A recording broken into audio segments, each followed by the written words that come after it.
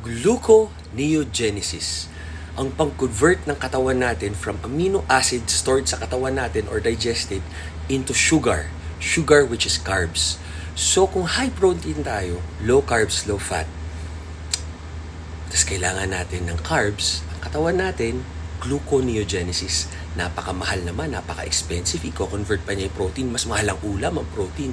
Kaya lagi po natin sinasabi, protein, sakto lang. Itong palad lang na bilog.